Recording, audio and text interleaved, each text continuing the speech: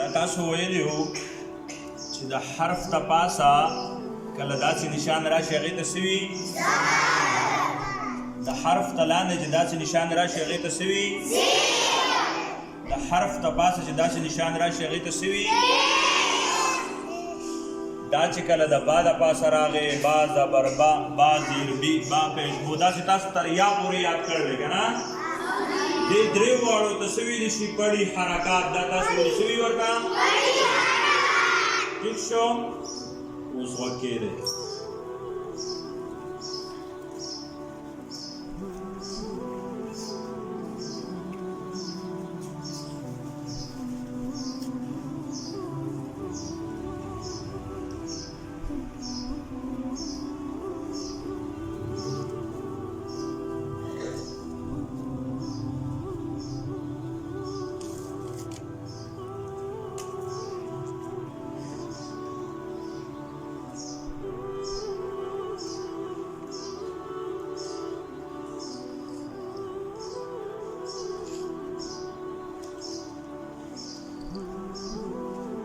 ګوره هغه به یو زبرو نن به تاسو کم دی نه څه وایې دا به دو زبر شي څه به شي ټیک شو هغه یو زبر نو دا به څه شي دو زبر ټیک شو او دا به چې کم دی نه دا به څه شي دو زیر او دا به څه شي دو پیش ټیک شو اوس غوږ کېدی مثلا دا شو نو چې کله با باندې دا دو زبر راشي که نه دا به دا شي با دو زبر بن نو دا به ډېر نه اوږدوي چې بان بان نه خلک چې څنګه وي بلکې د هغې مقدار عمره با دو زبر بن دا ګوره داسې وړوکې وړوکې غوږ کېږي ښه داسې هسې لیکې با دو زبر بن ټیک شو د دې عمره به یې اوږدوی سیوا به یې نه اوږدوی با دو زیر بن نو دا به هم د دښکې عمره اوږدوی با دو زیر بن خو دې کې به خیال دا کوئ چې معروف په وایه مجهول به نه وی ذهن به نه وی بلکې با دو زیر بن ٹھیک شو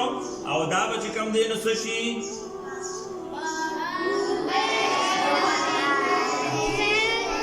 بادو پیش بن نو ګوره قرآن مجید کې چې راشي که نه کم ځای کې هم قرآن مجید کې راشي نو تاسو به در دې مقداره پورې دا اوږدوئ چې داسې حروف راشي که نه ټیک شو نو تاسو به څه کوئ دا به تاسو تر دې مقداره پورې اوږدوئ چې څومره مونږ او تاسو ته دا وي ټیک شو څومره ویلي نو دې دو زبر دو زیر دو پیش دې درې واړو ته په جمع باندې سوي تنوین سوي ورته کله چې داسې نشان راشي دو زبر دو زیر دو پیش نو دې ته په جمع باندې سوي اوس تاسو دې ته ګورئ دا با دی که نه با نو غوږ کېده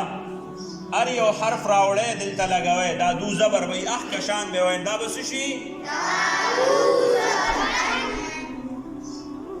دا به څه شي دا به څه شي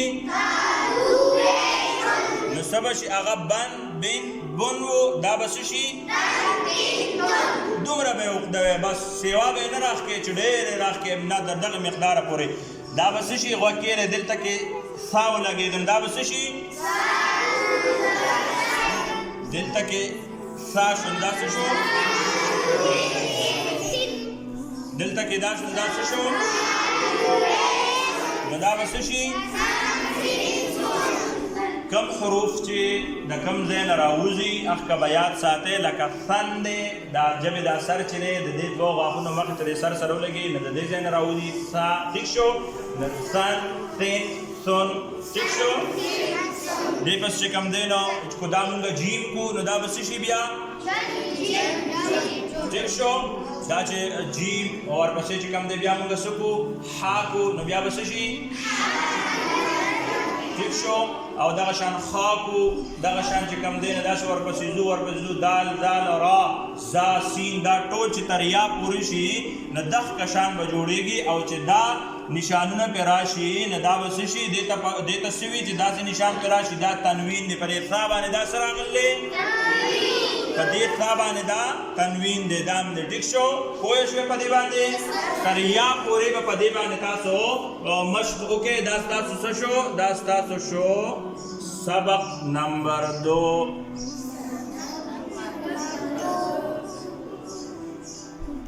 ٹھیک شو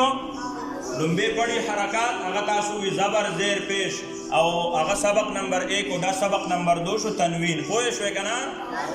ٹھیک شو زه په دې مشقو کې ښه نه رانو